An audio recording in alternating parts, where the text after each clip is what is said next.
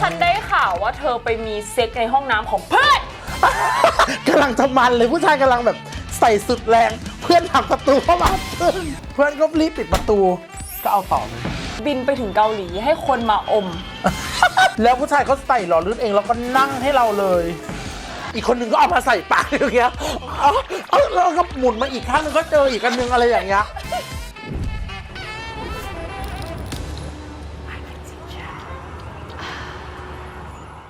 Hello and welcome to I Can Teach ยินดีต้อนรับผอแตงโมค่ะ สวัสดีค่ะ สวัสดีค่ะ จะไม่ถามก็ไม่ได้ ทำไมคะ ได้เป็นผอเคยเป็นผอเหรอคะ คือเราเคยสอนที่โรงเรียนสอนจริง แล้วก็แอบชอบนักเรียนจริงคุณเล่นค่ะ มันเป็นโรงเรียนบ้านนอกอ่ะใช่ค่ะ คุณป้าเราเป็นผอที่นั่นแล้วทีนี้พอเรียนจบเนี่ยเขาก็เลยให้เราเป็นแบบครูผู้ช่วยไปสอนสักแป๊บหนึ่งแล้วก็พี่ก็ออกมูฟออกมา มึงบอกมา เพราะว่าคุณป้าเกษียณ โอเคก็เลยได้เป็นผอ ผอแตงโมค่ะ แต่วันนี้ผอแตงโมคะ คะ เรามาคุยเรื่องเย่ๆกันนะคะ ผอเขามีประสบการณ์มากกว่าที่ใช่อีกนะเดี๋ยววันนี้จะพูดให้ฟังเลยค่ะ ก่อนคุยกับใครต้องเย่ๆก่อน จริงหรือไม่และทำไม เคยคบแล้วมันไม่ได้เย่เย่อะคือเปย์ทุกอย่างแล้วเราแบบแม้กระทั่งแปลงเพศ เราก็ไม่โดนเย่เย่เราไปเปลี่ยนเป็นผู้หญิงเพื่อผู้ชายเพราะผู้ชายพูดคำเดียวว่าผมได้รับได้หมดทุกอย่างขอแค่พี่มีแบบผู้หญิงให้ผม แล้วหลังจากนั้นมา5 เดือนก็แล้วสิ6 เดือนก็แล้วก็ไม่โดนเย่เย่พอผู้ชายอะเอาชะนีขึ้นไปกักบนคอนโด รับได้ยังไงเนี่ย ช็อตฟิลสุดคือการที่เราอะไปเที่ยวโรงแรมแล้วเราแบบจองห้องแคบๆแค่ห้องเดียว เพื่อที่จะได้นอนใกล้เขาคือวันนั้นเราพร้อมทุกอย่าง แล้วปรากฏว่าคือดื่มกันเมานิดนึงแล้วก็เอามือไปกอดผู้ชายแล้วผู้ชายพูดว่าอะไรรู้ไหมคะ ว่าอะไรคะ พี่ครับพกอึดอัด แล้วหลังจากนั้นมาคือเลิกพอ แล้วเราดีลยังไงเหมือนกับคนมาสั่งแบบ คือ คนเข้าหากันแล้วเราจะเข้าไปในเรื่องเย่ๆกันเลยทันทีได้ยังไงอะ คือหลังจากที่เราอกหักปุ๊บวันนั้นน่ะก็เลยโทรหาน้องว่าเนี่ยน้องตาลมึงหาผู้ชายที่โอเคให้แม่สิแม่พร้อมที่จะโดนเปิดซิงแล้ววันนั้นก็คืออกหักแล้วก็เมาเหล้าด้วย ถ้า2 คนได้ก็เอา2 คนแต่ว่าขอร้องคนแรกก่อน ถ้าเกิดเปิดกี่ครั้งแรกเอา2เลยเหรอ ไม่2แต่คือบอกว่า เอาได้ ขอรีเควสว่าต้อง5-6ขึ้นนะ พอขึ้นไปน้องก็เปิดห้อง ไม่ได้นะมันสามารถบอกเพื่อน คือเขาเป็นเพื่อนที่ดีต่อกัน เธอมีเพื่อนแบบนั้นกันไหม ผู้ชายมาถึงผู้ชายสูงเลยน่ารักหล่อน้องก็บอกว่าแม่ซื้อโซจูไปเลยสัก2 ขวดแล้วแม่ก็ตบโซจูไปเลย2 ขวดแม่จะรู้เรื่อง เสร็จปุ๊บคือมันยัดไม่เข้าอะค่ะ โอ้ my ครั้งแรกมันยัดไม่เข้าแต่ว่าผู้ชายก็พยายามยัด มัน first time เขา แต่ก็ เลิ โด ที่ นหลังจากนั้นนะก็คือเป็นไงเป็นการฉีกก็ฉีกอะไรก็ว่ากันไป เปิดไฟปุ๊บโอ้โหเลือดเต็มที่นอนเลย แล้วระหว่างเย่ๆกันอะรู้สึกเจ็บไหมหรือมันหรือมันยังไง เขินๆข้างขาแบบเสียวๆข้างขาคือเราไม่เคยมีปิ๊กไงเข้าใจปะแล้วพอโดนปุ๊บอะทั้งเส้นประสาททั้งอะไรอย่างเงี้ยเนี่ยรู้สึกหมดเลย แล้วเกิดมาเราไม่เคยที่จะแบบผู้ชายเยเราแล้วหน้าผู้ชายมันตกมาที่หน้าเราแล้วมีอะไรมากระแทกตรงเนี้ยแล้วว้ายอีรถมากคือ ใช่ ฟิ มัน น ไม่ มาก เฟสทูเฟสกันนะเนาะมันแบบ แล้วหมอเก่งทุกอย่างเสร็จได้ด้วย เสร็จได้ด้วย ใช่30 วิก็เสร็จละ หลังจากวันนั้น first time ที่มีเลือดอะฉันอยากรู้ว่ามันมีการฉีกขาดใช่ไหม มีค่ะ แล้วทำยังไงมันแก้ยังไงหรือมันเป็นยังไงคือต้องไปหาหมอไหม หลังจากนั้นอะคือมันก็มีอีกคนนึงแล้วนั้นคือเรามา ไม่มีการพักไม่มีการไปห้าม เรามาที่พัทยาใช่ปะแล้วทีเนี้ยเราก็ไปดูทิฟฟานี่วันนั้นปรากฏทิฟฟานี่เสร็จปุ๊บเราก็รู้สึกว่าต้องไปต่อต้องไปดริ้งกับเพื่อนต่อแน่ แล้วเราต้องโดน เราก็เลยไปบาร์โฮสที่พัทยาแล้วเราก็บอกว่ามาม่าสั่งคนไหนที่หนูให้ดื่มแล้วหนูได้เลย วันนี้หนูอยากเจ็บปีและเนี่ย ชอบ ปุ๊บ อยากเจ็บเป็น ก็7 โมงปุ๊บผู้ชายเขากลับด้วยจริงๆ คือเปิดมาว้ายผู้ชายฝั่งมุก แล้วหลังจากนั้นคือโดนหนักมากแบบผู้ชาย1 ชั่วโมงครึ่งก็ไม่เสร็จอะไรอย่างเงี้ยแล้วหลังจากนั้นมันฉีกขาดคือฉี่แล้วแสบอะไรอย่างเงี้ยแสบแล้วทำยังไงดีวะแบบเดินก็รู้สึกแสบอะไรอย่างเงี้ยก็เลยแบบไปหาไปพบแพทย์ข่าววันนั้นแล้วหมอก็บอกว่ามันน่าจะอักเสบนิดนึง เขาไม่รู้ ให้ ไม่ ยา ได้ทำอะไรเขาเลยเห็นไหมมีอะไรข้างในนั้นอ่ะ ไม่ มีอสุจิข้างใน ก็บอกว่า รู้แล้วมั้ง หนูโดนมาค่ะหนูทีนี้แล้วหมอก็ให้ยาแก้อักเสบมาแล้วก็ดีขึ้น แล้วหมอได้ วัน บอก 2 ไหมว่าให้พักกี่ก่อนให้พักปีก่อน ไม่บอกเลย Fun fact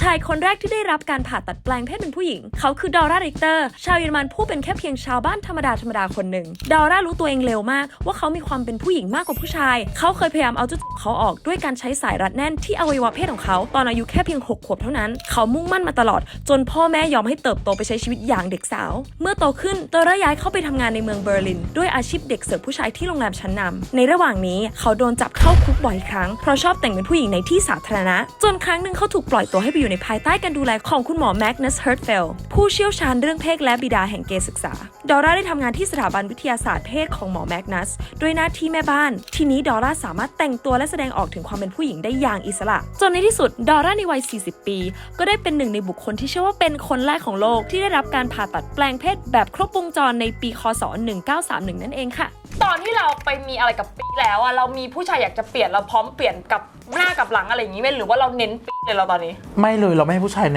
นหลังเลยเราเอาปีเลยอย่างเดียวใช่ค่ะความรู้สึกเรานะที่แบบเวลาโดนปุ๊บเนี่ยแรกๆก็จะแสบทีเนี้ยรูมันขยายนิดนึงพอวัน2 วันอะรูมันก็จะกลับมาแคบถ้าเกิดวันที่ยูมีเซ็กหนักๆเช่น1 ชั่วโมงอะมันถือว่านับเป็นการแยงไปโดยปริยายใช่มันเป็นการแยงไปเลยใช่แปลว่าวันนั้นสกิปการแยงได้เพราะว่าได้แยงใช่ไม่อย่างนี้คือตอนนี้เราไม่แยงแล้วเพราะเราโดนทุกๆเดือนคือเมื่อก่อนผ่าเสร็จใหม่ๆใช่ไหมมันก็จะต้องแยงแบบมันต้องแยงเองใช่แยงเองวันละครั้งอะไรอย่างเงี้ยแต่ถ้าโดนเยเลยก็คือไม่เป็นไรก็โดนเยดีกว่าใช่ค่ะแล้วล่าสุดเลยเราโดนเยในห้องน้ำผู้ชายขอในห้องน้ำแล้วจะทำยังไงคือผู้ชายขอตอนนั้นเลยคือมันไม่ได้แล้วคนมาจะมาขอได้ยังไงอะอยากรู้ความเป็นมาไปเที่ยวด้วยกันค่ะแล้วก็เป็นฟิลแบบดื่มดริงอะไรอย่างเงี้ยแล้วนั่งอยู่แล้วก็เราก็เอามือจับขาอย่างงี้แล้วเราก็แบบดื้อไงเราก็เอามือไปอุ้ยทำไมมันตื่นนะแล้วว่าเธออยากเยเราป้าอะไรเงี้ยเขาถามผู้ชายว่าอยากขับแล้วก็จะงั้นไปห้องน้ำเลยแล้วบอกอย่างนี้เราให้เด็กเสิร์ฟไปซื้อหล่อลื่นได้ไหมถ้าไม่มีหล่อลื่นคือไม่ได้นะมันเจ็บกี่กระเทยใช่ค่ะไม่มีหล่อลื่นคือไม่ได้เลยน้ำของกระเทยมันไม่ได้เยอะขนาดนั้นแล้วทีนี้มันต้องใช้หล่อลื่นแล้วต้องโมก่อนถึงจะไม่เจ็บแต่ว่าสำหรับเราก็คือเราพร้อมเจ็บเราชอบความเจ็บตกลงปรงใจกันเขาไปในห้องน้ำปุ๊บผู้ชายก็ยัดเข้ามาเลิศทุกท่าในห้องน้ำไม่ใช่ค่ะไม่ใช่ที่ร้านส้มตำเป็นผับลับๆแต่เรื่องของห้องน้ำไม่จบเพียงเท่านี้ฉันได้ข่าวว่าเธอไปมีเซ็กในห้องน้ำของเพื่อนเป็นคนอย่างงี้คะไม่คือวันนั้นอะไม่คิดว่าเพื่อนจะกลับมาแล้วไปเอาห้องน้ำเพื่อนทำไมแต่แรกประตูห้องน้ำมันพังมันล็อกไม่ได้แล้วทีเนี้ยผู้ชายก็ชวนเราอาบน้ำใช่ปะคะเรารู้เลยว่าผู้ชายจะต้องเย่ๆเราแน่นอนเลยแต่ฉันอยากรู้ว่าตอนนั้นเธออาจจะยังไม่รู้สึกหงี้ไหมเธอก็พอผู้ชายบอกมันเริ่มความหงี้มันมาตามไหมมาตามเพราะว่าตอนตี 2คนอาจจะนอนอยู่ก็อยากจะโดนอีกอะไรเงี้ยอยากจะแสบอีกอะไรเงี้ยแล้วทีนี้ปุ๊บประตูห้องน้ำก็ยังไม่ซ่อมทุกอย่างแล้วก็เพื่อนไม่กลับมาหรอกเพื่อนไปปาร์ตี้น่าจะกลับประมาณสักตี 4 ตี 5เรารู้อยู่แล้วอะไรเงี้ยแล้วก็กำลังจะมันเลยผู้ชายกำลังแบบใส่สุดแรงเพื่อนผลักประตูเข้ามาอยู่ในท่าแบบทุกคนอึ้งปุ๊บเพื่อนก็รีบปิดประตูก็เอาต่อเลยมีแบบเทสไหมชอบแบบไหนเข้มแบบผอมๆคล้ำๆแบบเน้นข้างล่างอะไรอย่างเงี้ยค่ะเขาเป็นยังไงอะคะอยากรู้สไตล์การกินของเขาเต็มที่แล้วเปิดมาคือประทับใจผู้ชายทรงนี้คือรู้เลยว่าต้องยาวต้องถึงสะดือเราต้องแบบรู้สึกเจ็บกีไปเลยอ่ะไม่ได้กีเราด้วยใช้กีเขาแต่รู้สึกเจ็บกีไปเลยไม่ต่ำกว่า52 54อะไรอย่างเงี้ยแต่อันนี้เรากลับไปในอดีตนิดนึงนะคะก่อนจะทรานส์เห็นว่าบินไปถึงเกาหลีให้คนมาอมให้เราไปทำศัลยกรรมเดือนหนึ่งแล้วปรากฏว่าคือที่นู่นอ่ะเมื่อก่อนมันจะเล่นไม่ให้ Tinder นะจะเป็น B Talk แล้วผู้ชายเกาหลีก็คือดีลช่ำมากจะยังไงต่อก็ถามเพื่อนว่ามึงผู้ชายเกาหลีชอบกินงูนะอะไรเงี้ยอ๋อเหรอเดี๋ยวกูลองดูอะไรเงี้ยผู้ชายก็ขึ้นมาบนโรงแรมปุ๊บผู้ชายก็ถอดกางเกงเราลงเลยแล้วก็อายงูเราซึ่งตอนนั้นเราไม่ได้งูใหญ่ไงผู้ชายก็ดึงลงแล้วก็ลมอุ้มให้เราเลยผู้ชายเกาหลีอมแล้วผู้ชายเขาผลักเราลงเตียงนิดนึงก็แบบโนแล้วผู้ชายเขาใส่หล่อลื่นเองแล้วก็นั่งให้เราเลยมันจะมีปีหนึ่งอ่ะที่เราเป็นฟิลแบบแอบชอบผู้ชายแล้วเรา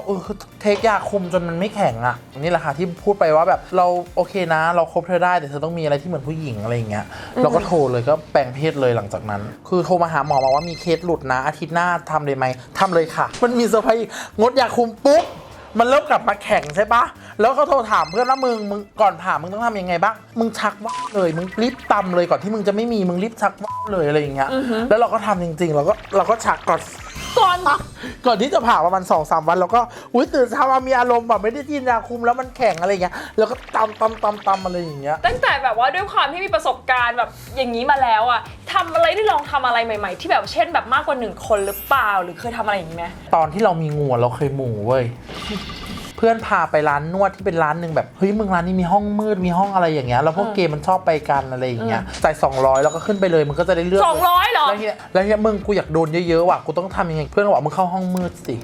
แล้วปรากฏว่าคือเข้าไปปุ๊บคือมันมองไม่เห็นอะไรผู้ชายก็เยตูดไปเลยค่ะอีกคนนึงก็เอามาใส่ปากอย่างเงี้ย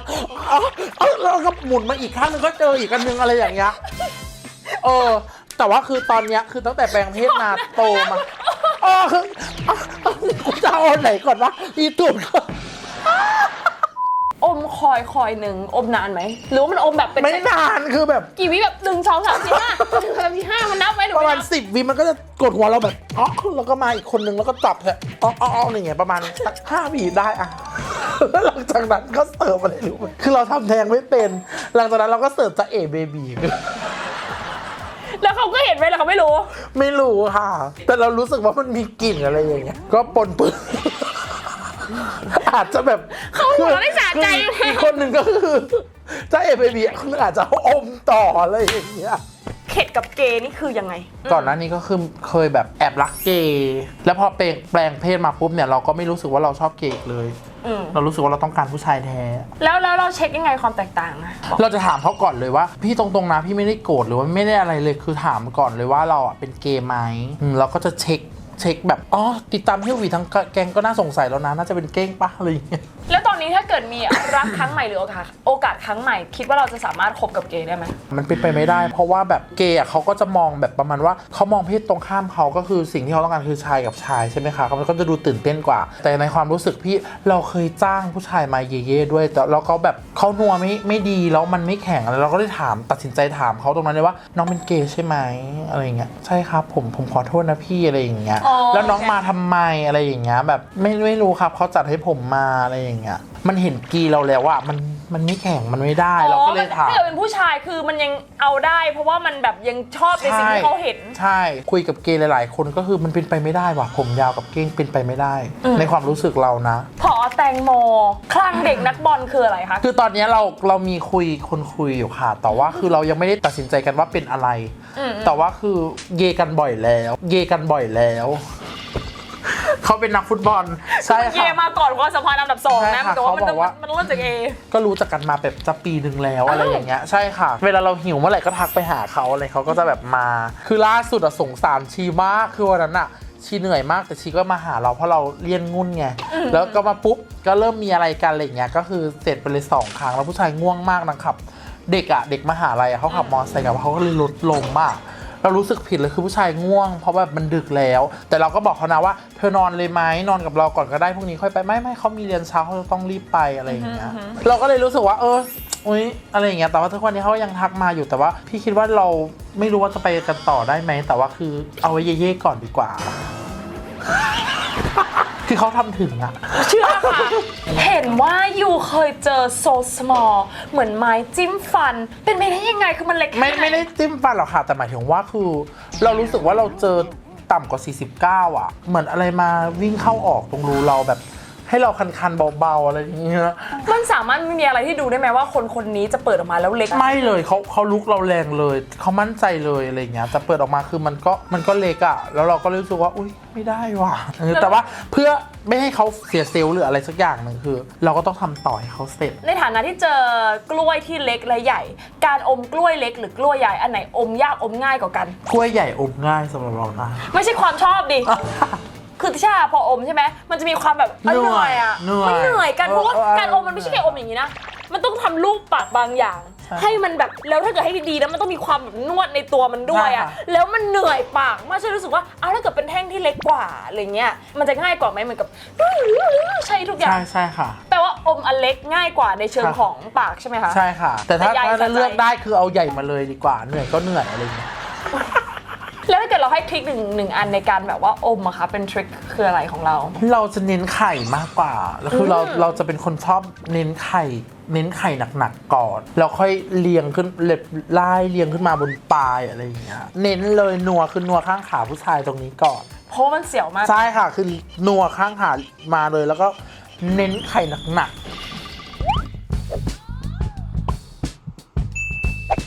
ตอนนี้เหมือนกับเป็นแบบว่าพอด้านเซ็กนะคะแต่เห็นว่าสเต็ปต่อไปอยากเป็นแม่ครัวที่วัดเราจะชอบไปทำบุญตั้งแต่เด็กเลยไปกับครอบครัวไปอะไรเงี้ยบ่อยๆแล้วทีเนี้ยมาวันนั้นนอนฟังธรรมไปด้วยอะไรเงี้ยคือไม่รู้ว่าเกิดอะไรขึ้นนะคือเลื่อน TikTok ไปเจอพระ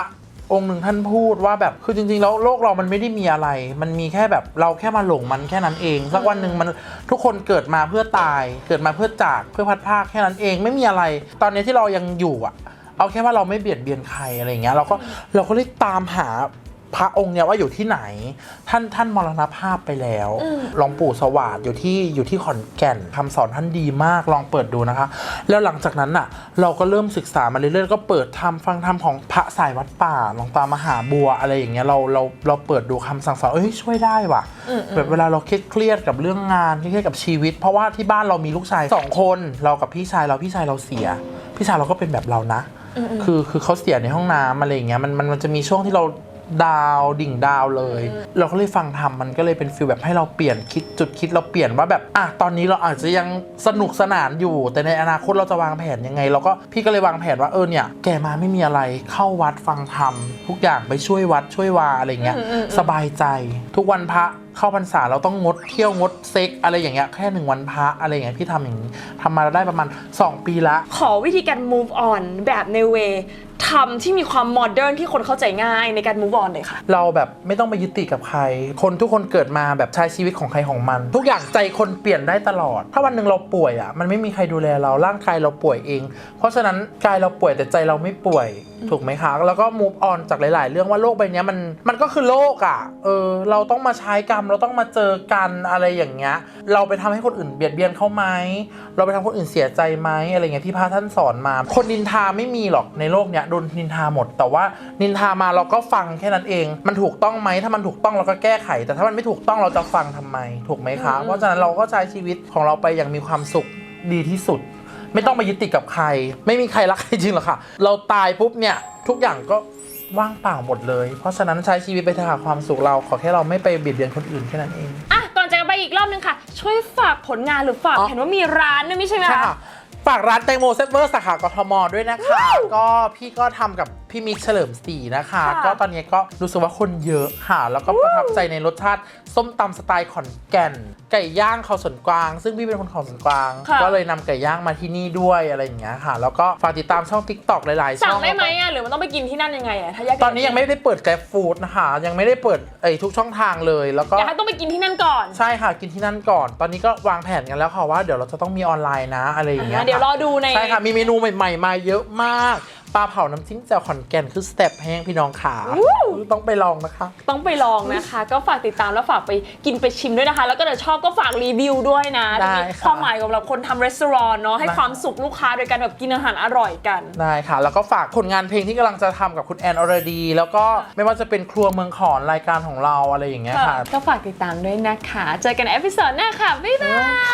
ยสาวๆเคยเป็นไหมคะตอนเป็นประจำเดือนแล้วใส่ผ้าอนามัยเนี่ยรู้สึกเปียกแฉะเลอะอับไม่สบายตัวสุดๆเลยค่ะใช่อีกทางเลือกนึงมาแนะนำนะคะนี่คือถ้วยอนามัย Flow Days ค่ะเป็นถ้วยที่ทำมาจากซิลิโคนทางการแพทย์ 100% นะคะจะเป็นการพับไปอย่างนี้ใส่เข้าไปในช่องคลอดนะคะแล้วมันก็จะเปิดเป็นการรองรับเลือดค่ะไม่ต้องห่วงเลยนะคะว่าเจ็บเพราะว่าซิลิโคนเนี่ยเป็นซิลิโคนนิ่มค่ะพอใช้เสร็จแล้วนะคะเราก็ดึงออกมาเทเลือดทิ้งนะคะแล้วก็ทำความสะอาดค่ะข้อดีของตัว Flow Days นะคะก็คือเป็น reusable ค่ะนำกลับมาใช้ใหม่ได้นะคะเพราะฉะนั้นเนี่ยประหยัดทั้งเงินประหยัดทั้งเวลาแถมยังลดขยะไปได้เยอะมากเลยค่ะและที่สำคัญนะคะไม่มีกลิ่นเลยค่ะเพราะว่าเลือดเนี่ยไม่ได้สัมผัสกับอากาศหรือว่าแบคทีเรียนะคะทำให้คุณเนี่ยมั่นใจได้ตลอดทั้งวันค่ะไม่ว่าคุณจะไปว่ายน้ำเล่นเต้นโยคะอะไรก็แล้วแต่นะคะใช้ชีวิตแบบอิสระแล้วก็มั่นใจกับถ้วยอนามัย Flow Days ค่ะสามารถติดตามโซเชียลมีเดียของเราได้นะคะทาง Instagram แล้วก็ TikTok นะคะ Flow Days แล้วก็ Line นะคะ